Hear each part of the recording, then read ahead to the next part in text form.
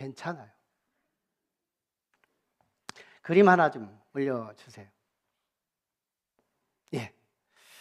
저 그림은 여러분 한 세 자매가 노상 카페에서 커피를 마시는 장면이에요. 다 커피 한 잔씩 들고 있죠? 네. 자, 그런데 저 그림에는 새로운 한 얼굴 장면이 보입니다. 보이는 분? 오, 보여요. 네. 자, 도무지 세 자매 말고 커피 말고 다른 건 전혀 안 보인다. 혹시 손 들어보세요. 우리 집사님 안 보인대요. 네, 안 보여도 괜찮아요. 어떤 사람은 안 보인다고 하니까 영성이 없다고 기도를 하라고 그래가지고 이단이라고 막 이런 걸 가지고 이렇게 들이밀기도 했대요. 여러분 저 속에 저게 아마 휴대폰 모니터로 보면 더 정확하게 나오는데 이게 조금 떨어져요, 퀄리티가. 오, 네, 좀 더 선명한가요? 네, 안 보여도 괜찮아요. 예수님의 얼굴이 있어요. 이제 점심 식사하면서 안 보이는 분들은 좀 알려달라고 해주시면 돼요. 자, 저 예수님의 얼굴이 이렇게 쭉 비춰집니다. 근데 어떤 분이 안 보이는데 안 보이는 이유가 있어요. 예, 너무너무 잘 보이는 세 자매 때문에 안 보입니다. 너무너무 잘 보이는 커피잔 3개 때문에 안 보입니다. 너무너무 잘 보이는 컬러 배경 때문에 안 보입니다. 잘 보이는 것 때문에 안 보인다. 또 다른 어떤 이미지가 안 보인다. 이거 사실은 오늘 예수님께서 설교하신 내용의 이미지를 갖고 있어요. 예수님께서요, 가버나움 회당에서 설교를 길게 하십니다. 그런데 회중들이 못 알아들어. 이 못 알아듣는 이유, 오늘 그게 오픈되면서 아마 그 자리가 우리 자리고 또 우리가 이해가 되지 않는 영역이기도 합니다. 그 부분이 함께 우리가 같이 고민하고 주님이 주시는 말씀을 함께 듣는 시간이 됐으면 좋겠어요. 4월 마지막 주일, 그때까지 우리 요한복음 6장을 강해하다가 뚝 끊고 5월 달 가정의 달을 맞이해서 각 매주마다 특별 주일, 즉 그래서 제목 설교를 했습니다. 어린이 주일은 어린이 주일 메시지, 그리고 어버이 주일, 그 다음 주 교사 주일, 그리고 지난주에 우리 마루 축제 주일을 통해서 예수 믿으세요. 예수 믿으시기를 바랍니다. 예수 믿으라. 이거 교인 늘리려고 하는 것 같지만 예수 믿으라. 이 명제, 이 명령, 이거는 정말 여러분 너무너무 중요한 명령이고 요청이고 이것이 우리의 축복과 비축복을 결정하는 굉장한 중요한 기준이 되고 있다는 거예요. 지난 시간 말씀 기억나시나요? 네, 한 문장으로 말하면 주 예수를 믿으라. 그리하면 너와 내 집이 구원을 받으리라. 네, 예수 믿으면 구원을 받는데요. 우리가 구원받으면 교회 오면 뭐 사업이 대박되고 뭐 질병이 있던 것이 순간 낫고 뭐 어떤 천지가 개벽되고 이런 것 같지만 아닙니다. 거기서 주님이 우리의 구원의 증상과 현상을 보이지 않아요. 우리의 구원은 어디서 시작되느냐? 우리 마음에서 시작돼요. 이거 구원 작지 않아요. 이거 대단한 구원이에요. 오늘날 현대인들이 적어도 3분의 2 이상의 가슴앓이를 하고 있고 내면의 어두움 속에 빠져서 밤에 와도 잠을 못 자고 참 사람과의 건강한 관계성을 잃어버리고 방황하고 똑같은 공간 속에서 행복을 잃어버리고 슬퍼하며 살아가는 현대인들이 많은 이 시점에 더욱이 구원이, 이 마음이 1번지가 되고 있다는 거, 이거 너무너무 중요한 구원이에요. 마음에서 시작돼요. 그래서 교회 다녀도 별 표가 안 나. 네가 구원받았는지 내가 구원받았는지 나는 어느 정도는 알겠지만 남들의 구원은 속단하기 어려운, 네, 마음에서 시작되기 때문에. 그리고 진짜 구원이 있는 사람, 그 사람은 영향력, 관계를 통해 퍼져가요. 그리고 이 구원은 죽을 때 완성해요. 죽을 때 완성합니다. 그래서 예수 믿는 자의 죽음과 예수 믿지 않고 죽은 사람의 이 죽음은 엄연히 달라요. 우리의 죽음은 다릅니다. 죽음은, 성경은 말씀해요. 죽음은 복이라고. 네, 죽음은 복이라고. 이렇게 말하는 세상이 어디 있어요? 이건 너무너무 단언하고 있고 성경이 확정적으로 선포하고 있는 말씀이에요. 죽음은 복이다. 이 문제 하나 해결하면 우리 엄청난 수지 맞는 일이거든요. 죽음 문제를 해결하면. 아마 오늘 말씀도 이 죽음 문제가 해결되는 말씀이 소개될 거예요. 자, 그래서 오늘 6월이 첫 주 돌아오면서 우리는 이제 다시 요한복음 6장을 강해를 이어가요. 자, 근데 우리가 요한복음 6장은 길어요. 본문이 깁니다. 근데 한 가지 가장 기초적인 사건을 기점으로 해서 설교로 이어가고 그리고 교훈을 남기는 그런 내용이 요한복음 6장인데요. 자, 요한복음 6장의 시작점은 오병이어의 이적으로 출발합니다. 오병이어, 보리떡 5개 하고 물고기 2마리를 가지고 주님이 축사하셨더니 거기 장정만, 아니 노약자들까지 포함하면 약 2만 명, 이 정도가 어마어마한 배부르게 먹고 12강주리가 남았다. 하나님이라면 하는 거예요. 인간이라면 못하는 거지만 하나님이라면 하는 겁니다. 그래서 우리는 의심하지 않아요. 하나님이 했다니까. 이 오병이의 이적이 일어나요. 그러니까요, 이 군중들이 이상한 움직임이 보입니다. 사람들이 저거 강제로 붙들어 놓고 이참에 우리 임금님 삼으면 먹고 사는 문제, 회사 갈 거 없고 먹을만 할 때 언제나 저는 이렇게 보채면 먹게 할 수 있겠구나. 먹고 사는 문제, 이거 굉장한 거잖아요. 작지 않잖아요. 우리가 얼마나 간사한지, 조금만 여력이 있으면 행복한 것 같고 조금만 딸리면 불행한 것 같은, 이렇게 우리는 참 간사한 인생을 살아가고 있거든요. 근데 먹는 문제를 해결한다. 굉장한 문제. 이걸 한마디로 말하면 통장의 문제요. 이걸 경제의 문제요. 이게 해결된다면 그 사람 대통령 시킬만 하지 않겠어요? 그런 움직임이 보여요. 그러자 우리 주님이요, 급하게 2가지를 하십니다. 하나는 제자들과 군중을 갈라요. 제자들과 군중을 갈라요. 그리고 제자들에게 배를 태워서 빠르게 선교의 본거지인 가버나움으로 보냅니다. 갈릴리 호수 배 타고 건너가게 하는, 예수님 안 탔습니다.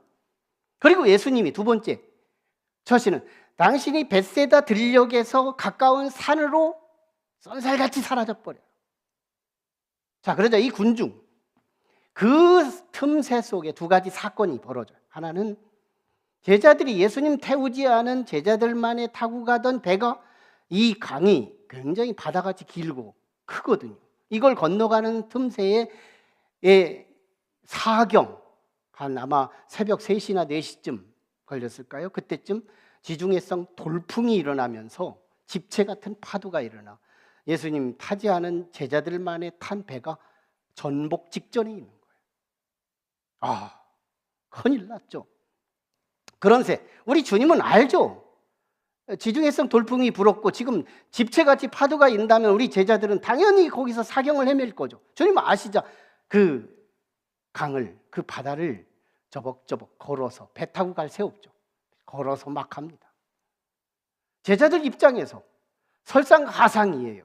풍랑 자체만도 사경을 헤맬 정도인데 귀신 같은 것이 하나 나타나가지고 있으니 공감각적 두려움에 빠져요. 그런데 알고 보니 주님이야. 그 주님이 이 풍랑을 잠재우며 해결하십니다.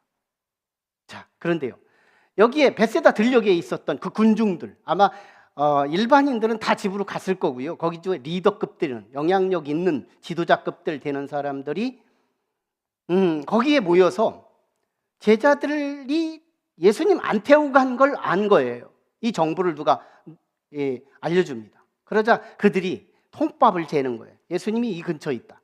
그렇다면 제자들은 심부름 간 거고, 심부름 갔다가 다시 돌아올 거다 하고 기다렸는데 예수님도 안 나타나고 제자들도 안 나타나. 어디 갔지? 갑자기 군중의 리더들이 방황하기 시작하는 거예요. 그렇다면 우리 수소문에서 어딘가 찾아보자 하고 찾은 것이 선교의 본거지. 선교의 본거지라면 동쪽, 서쪽, 남쪽, 북쪽 어디를 가서 선교하다가도 다시 본자리로 돌아오는 본거지. 이게 가버나움이거든요. 근데 가버나움으로 우리 가보자 하고 가보니 주님도 와 계시고 제자들도 여기 와 있는. 그러자 이 군중이 예수님에게 묻습니다. 주님 언제 오셨어요? 순간 이동하셨나? 네. 그 사이에 저들은 알지 못하는 비하인드 스토리가 갈릴리 바다 한복판에서 일어났던 일이고요. 그래서 결국은 그 가버나움 회당, 유대인 10명이면 회당이라는 교회 같은 건물을 짓고 거기서 예배를 드리고 성경 공부를 하던 회당이 있는데, 회당에서 그 지도자들과 예수님 제자들도 깨어 있겠죠. 거기서 예수님이 대대적인 설교를 하는데, 이게 요한복음 6장 후반부의 설교 내용이에요. 자, 그런데요, 오늘 35절, 이게 이제 오늘 설교의 지난번 가버나움 회당 설교 1, 오늘 2, 이게 긴 설교를 저는 3번을 잘라서 설교를 하는 건데, 2, 오늘 35절이 이렇게 시작합니다. 나는 생명의 떡이니 내게 오는 자는 결코 줄이지 아니할 것이요 나를 믿는 자는 영원히 목마르지 아니하리라. 이렇게 선포합니다. 여러분, 주 예수를 믿으라 그리하면 노아의 집이 구원을 받으리라, 이게 성경의 요절이라면 오늘 본문의 요절이 바로 오늘 이 절이에요. 35절이에요. 네, 이 말씀을 누구에게 초청하는 메시지인데요, 지금 보리떡 5개와 물고기 2마리를 가지고 배부르게 경험했던 이 군중 리더들, 유대인 군중이에요. 유대인 군중들이 지금 보리떡으로 배부름을 경험한 이들을 주님이 초청하는 메시지예요. 그러니까 지금 너희가 보리떡으로 배불렀지, 이제는 또 다른 어떤 새로운 떡이 있으니 이 떡을 가지고 너에게 영원히 배고프지 않는 그 새로운 떡을 너에게 주겠다, 이렇게 초청한 메시지거든요. 근데 이 말을 잘 못 알아들어요. 그래서 우리 주님이요, 처음에 이렇게 선포했다가 또 이 각도 저 각도 이렇게 해서 또 한 얘기 또 하고 또 한 얘기 또 하면서, 오늘 본문은 길지만 그 말이 그 말이에요. 그래서 이 말씀을 우리가 다초점, 핵심어가 많아가지고 다초점이어서 읽어도 무슨 얘기하는 거지? 지금 생명의 떡 얘기를 하려고 하나? 하늘 아버지의 뜻을 얘기하려고 하나? 그 영생을 얘기하려고 하나? 너무 초점이 많아. 이걸 알려면 우리가 맥을 찾을 필요가 있는데, 우리 맥으로 한번 이해를 해봐요. 무슨 얘기인가? 이 군중들은 못 알아들었지만 우리는 알아듣자는 얘기예요. 첫째, 우리 주님이 35절에서 나는 생명의 떡이다, 이렇게 메시지를 선포했어요. 두 번째, 나는 아버지의 뜻을 받들어 이 땅에 하늘에서 내려온 생명의 떡이다. 그러니까 생명의 떡에다가 위에 부연 설명을 붙인 거예요. 생명의 떡은 떡인데 어디서 온 떡이냐? 땅에서 농사진 떡이 아니라 하늘에서 보내온 떡이다, 이렇게 말한 거예요. 자, 이걸 35절에서 다시 제가 의역을 하면 무슨 말이냐면, 믿는다는 것은 먹는다는 것이다, 이걸로 제가 의역을 해요. 이게 3번째 단계예요. 4번째 단계, 그러므로 믿음으로 이 생명의 떡을 먹는 자는 영생하리라. 아멘. 어쨌든 이해가 잘 안 가도 영생한다니까요. 우리가 받을 필요가 있죠? 영생한다니까. 너무너무 이 말씀이 선포된 거예요. 이 말은 다시 한 문장으로 말하면 이런 말씀이에요. 너무 길지만 우리 한 문장으로 말하면, 나는 생명의 떡으로 하늘에서 왔으니 너희가 이걸 믿음으로 받아 먹으면 영생한다, 이 말씀이에요. 자, 이 말씀을 저들이 왜 못 알아들었을까요? 저들이 못 알아들었던 이유, 여러분, 이게 선입견의 오류. 우리 이미 가지고 있었던 이 선입견 때문에 주님의 이 메시지를 못 알아듣는다. 이게 우리 넌센스 퀴즈에서 말하잖아요. 여러분, 산토끼 거꾸로 하면 뭐예요? 끼또산. 여기는 잘 통하네요. 2부 예배 때 산토끼 거꾸로 했더니 십토끼래요. 또 어떤 사람은 알카리성 도끼래요. 이게 좀 뭔가 저 차원으로 질문하면 저 차원으로 대답을 해야지. 네. 그러면 토마토 거꾸로 하면 토마토예요. 이제는 넌센스 냅니다. 쓰레기통 거꾸로 하면 예. 여기는 좀 맞네요. 네. 쓰레기통 거꾸로 하면 통기레스가 아니고 이제 쏟아진다. 앞에서 함정을 팠고 뒤에서 거기다 빠지라고 넌센스를 내는 거예요. 네. 수박 한 통이 10,000원이에요. 우리 국가대표에서 한 통 10,000원인가? 아무튼 내가 너무 저렴하게 불렀나요? 수박 한 통이 10,000원이에요. 그럼 2통은? 진짜 어디서 달았어요. 네. 2통은 개보린이래요. 네. 앞에 수박 한 통이 10,000원이라는 것 때문에 이제 2통은 20,000원이라고 대답해야 되는 건데, 벌써 여기는 세상 성경은 잘 몰라도요, 넌센스는 너무 잘 알아요. 아무튼 지금 이 군중들이요, 뭔가가 자기가 가지고 있는 어떤 이 유식한 것 때문에 주님의 말귀를 못 알아듣고 있다는 점. 이 자리가 우리 자리예요. 이걸 캘 필요가 있는 거예요. 여러분, 이 군중들이 예수님의 이 너무너무 우리가 알고 보면 너무 쉬운 말이에요. 나는 생명의 떡으로 새로운 존재로 왔다. 우리가 사실은 밥만 먹고 사는 것 같지만요, 밥만 먹고 살지 않아요. 우리는 감정도 먹고 살아요. 어느 날 감정이, 기분이 막 상해가지고 내 에너지는 막 넘치는데 아무것도 하고 싶지가 않아요. 감정이 배고파진 거예요. 감정도 배불러야 일을 하는 거거든요. 네. 우리는 먹을 게 많아요.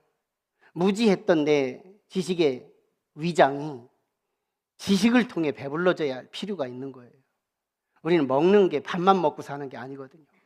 우리 주님이요, 밥 먹고 배부른 저들을 향해서 또 다른 먹고 배불러야 할 것을 소개하고 싶은데 저들이 못 알아듣는 이유, 이미 알고 있는 것들 때문에. 아까 우리 세 자매가 커피 노상 카페에서 지금 커피를 나누고 있지만 저 세 자매 때문에 안 보이는 예수님의 얼굴이 안 보였던 것처럼 우리는 이미 알고 있는 선지식, 이 선입견의 오류, 이것이 우리가 설교 시간에도 계속 범하고 있는 거예요. 저들이요, 생명의 떡을 이해하지 못한 이유는 이미 배불렀던 보리떡 때문인 거예요. 보리떡은 평생 먹고 살아왔습니다.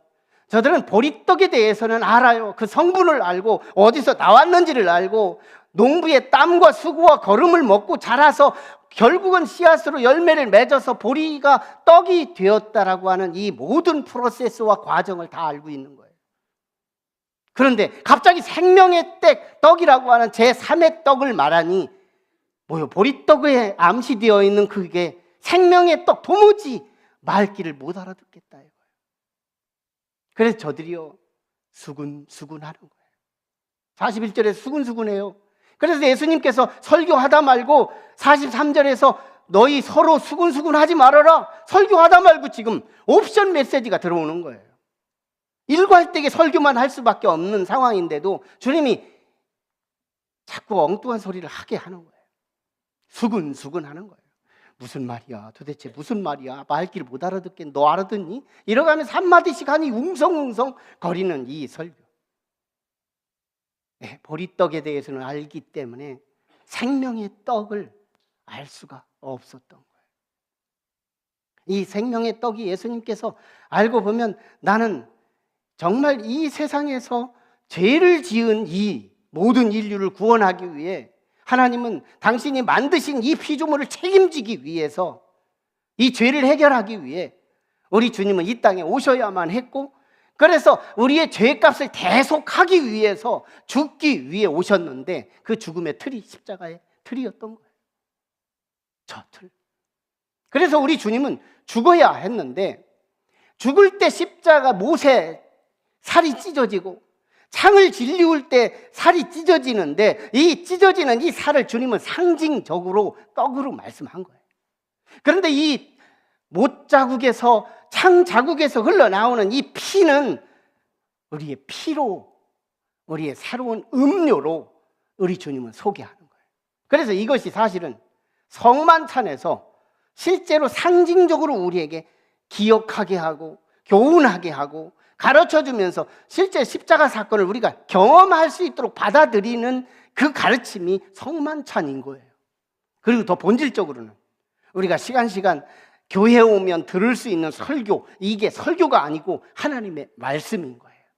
이 말씀이 본질이 예수 그리스도의 본질이 말씀이에요. 요한복음 1장 1절에 태초에 하나님의 말씀이 육신으로 이 땅에 오셨다고 선포하고 시작하는 게 요한복음의 말씀인데요, 예수님의 본질적 성분이 말씀인 거예요. 그러면 우리가 설교를 들을 때 이 설교가 여러분이 참된 성령과 함께 순수하게 받아들인다면 예수님의 살이 우리 속에 들어오는 실존적 사실로 접수되는 거예요. 그러면 이게 우리가 영생하는 길이라는 건데요, 이 생명의 떡을 못 알아들었다는 거예요.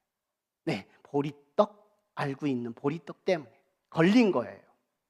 우리가 몸으로 산다는 건 특혜요, 감사한 일이지만 몸 때문에 한계도 같이 경험하는 게 사실이잖아요.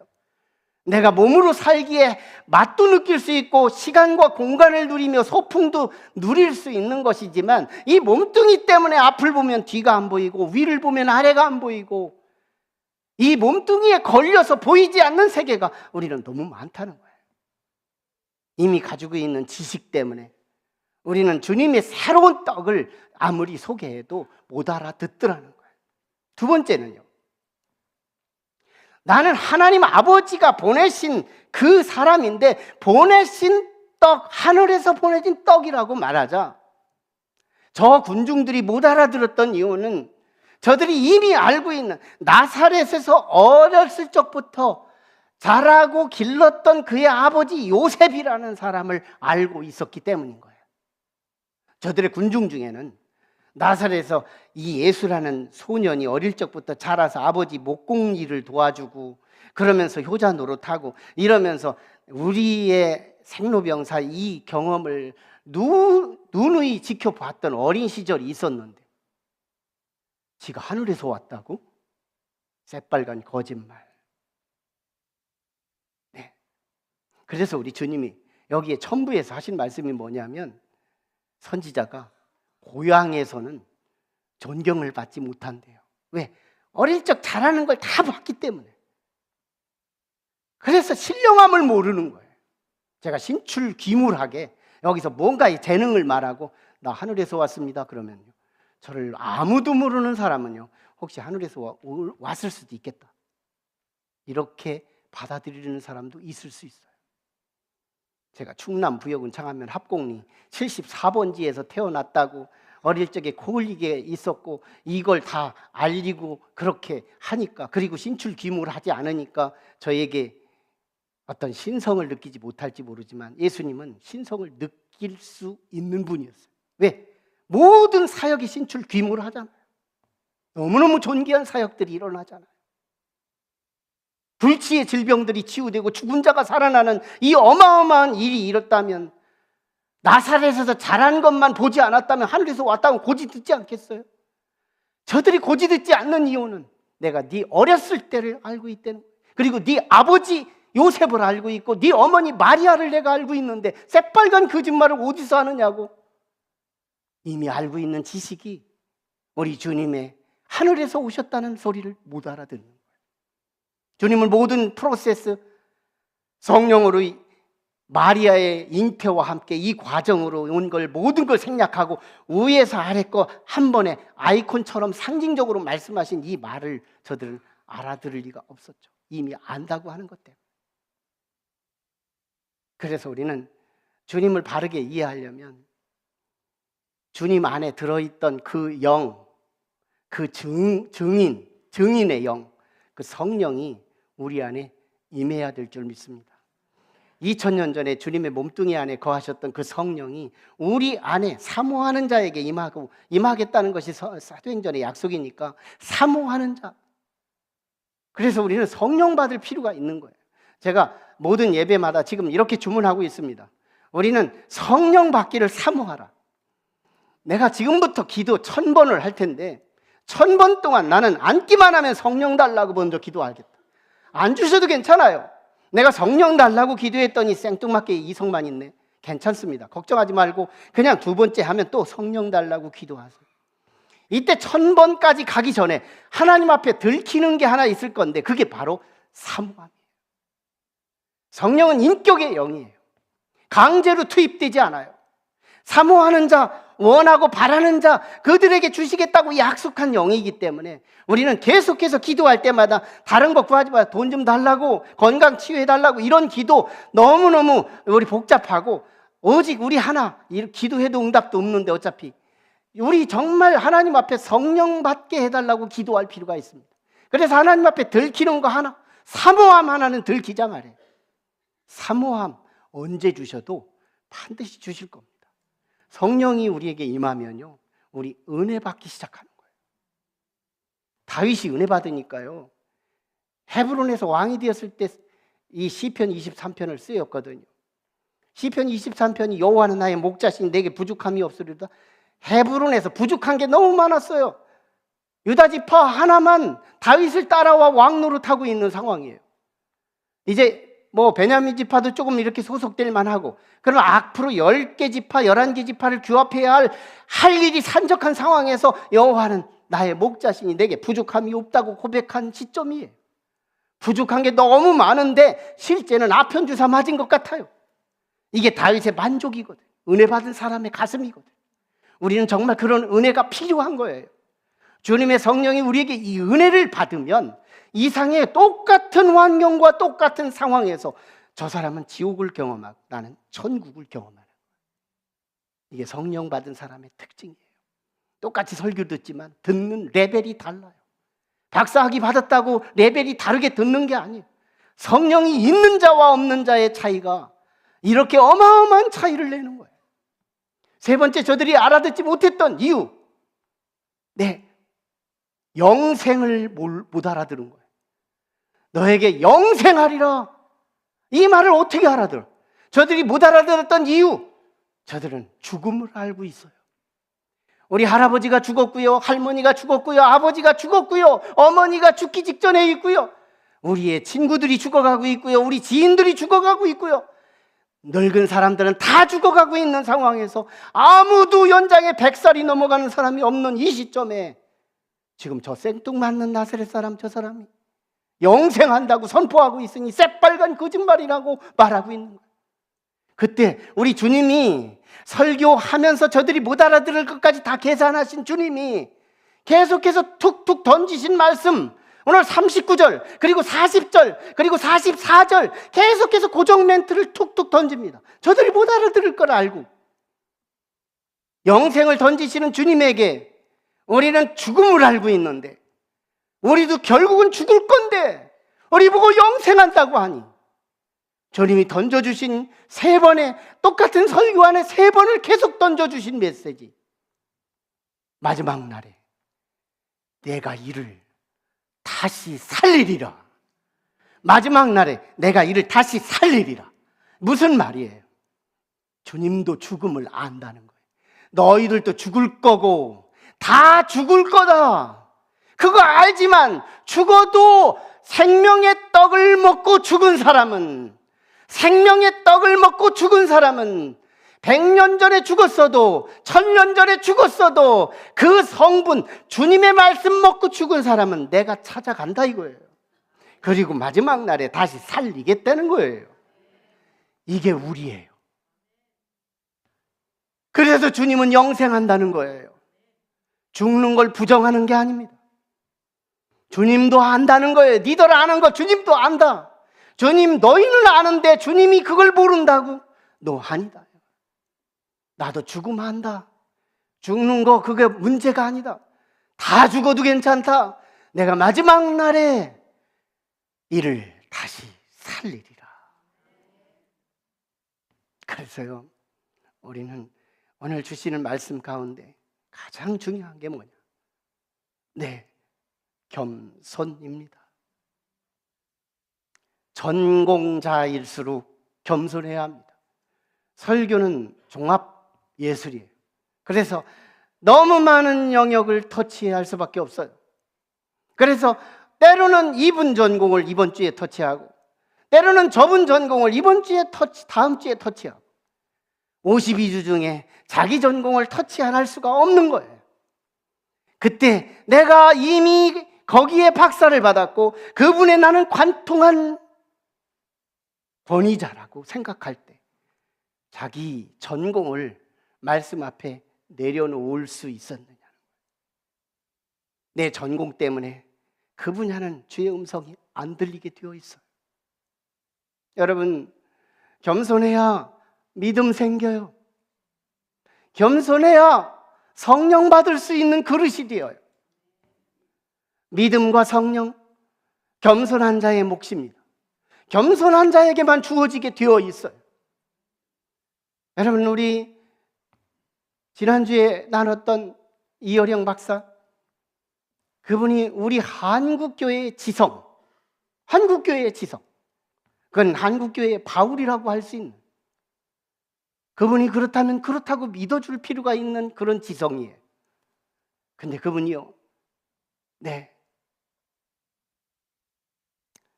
그분이 선인장에서 배워요. 낙타에서 인생을 배워요. 그 지성이 겸손하면 벌레한테도 배운다. 교만하면 박사님한테도 못 배우는 것이지만 겸손하면 벌레한테도 배운다. 우리 어거스틴이라고 하는 그분은 우리가 성경의 은혜를 받기를 원한다면 3가지를 갖추라고 말씀합니다. 첫째, 겸손. 2번째 조건, 겸손. 3번째 조건, 다시 겸손. 이걸 굳이 왜 3번을까지 나누면서 똑같은 말을 하겠는가? 겸손은 그만큼 중요하대요. 믿음보다 앞서 있어요. 믿음보다 앞서 있습니다.